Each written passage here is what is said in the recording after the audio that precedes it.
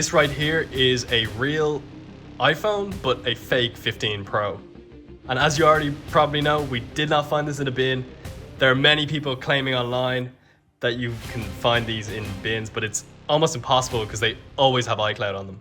So here's what actually happened. We scoured through Facebook Marketplace looking for the worst phone possible. We found this, made an offer of 50 bucks, and waited. And then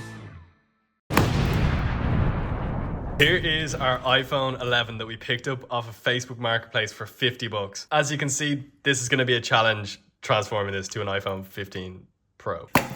As usual, we start by unscrewing the bottom two screws.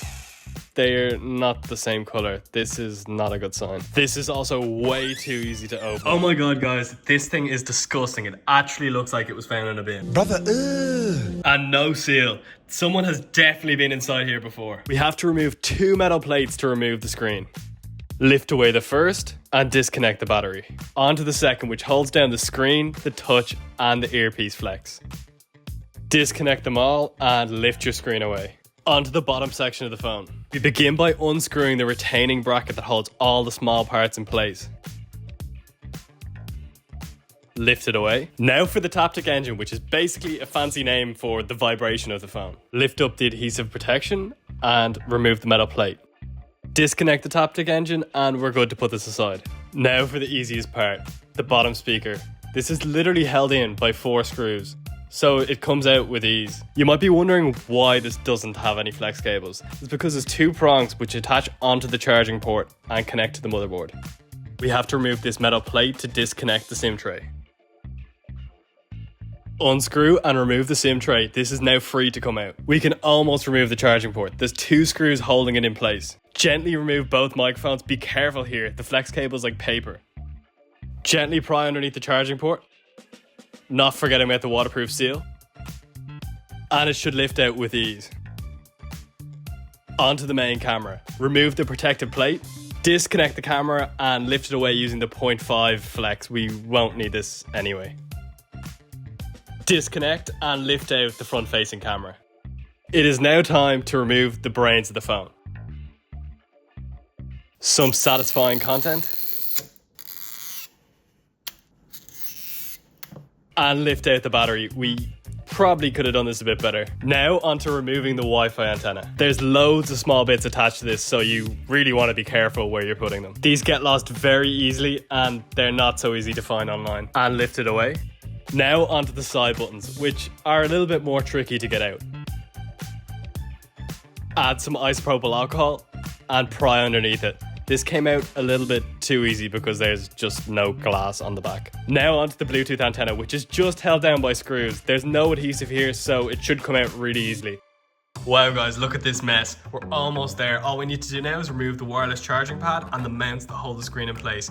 We don't need to take out the flash because we have a modified one right here that's going to go in our new housing. The brackets and the wireless charger are now in place, but we've encountered our first problem. As you can see here on our original 11 sleep wake button, we have mounting points here and here, but on our new sleep wake button for our iPhone 15 Pro, we don't have anything at all. This must be a manufacturing defect. We have improvised by adding a sleep wake button from an iPhone 11 black housing, and it does work, as you can see here.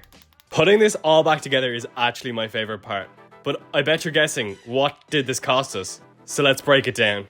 So as you already know, phone plus trash can equals 50 bucks. Then we went on a questionable website where we bought the housing for $28. And we have a special screen that you'll see in a minute that costs us $25.50. With shipping, all in, this came to a total cost of $127. Pretty cheap if you ask me when you compare it to an iPhone 15 Pro, or even an iPhone 11, but how will this hold up in a comparison?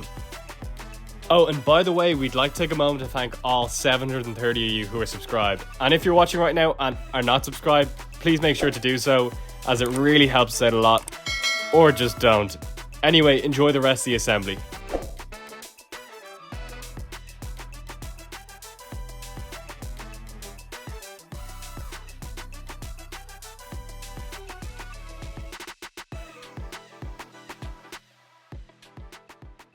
Right guys, so we ran into our next problem. There's no insert for this camera to fit into the new housing, so we're gonna have to do some surgery on this to make it fit. As you can see, the iPhone 15 Pro camera layout is completely different to the 11, so that's why we need to get rid of the 0.5. Clamping down the camera and adding some heat, we're hoping we can take this out with ease. Using a thin metal tool, we pry on the camera.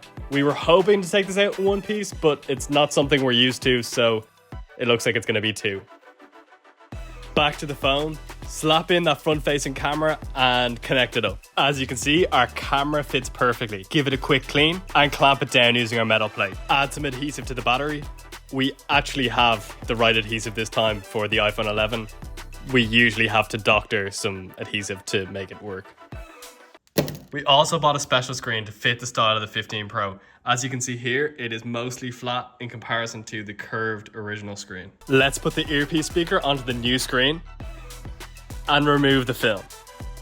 Slap on the waterproof seal, and this phone is almost ready to be closed. Screwing down our two metal plates.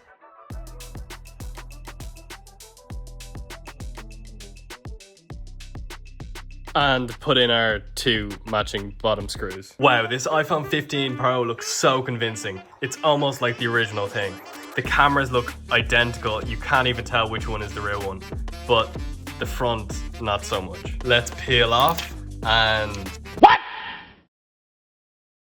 We added the dynamic island and it's still not convincing. There's a massive bezel from the iPhone 11 and we can't really change this. Even with the flat screen, it's still not going to convince me. Next, we're moving on to the cameras. Since we removed the 0.5 camera, we're going to see if our camera still works.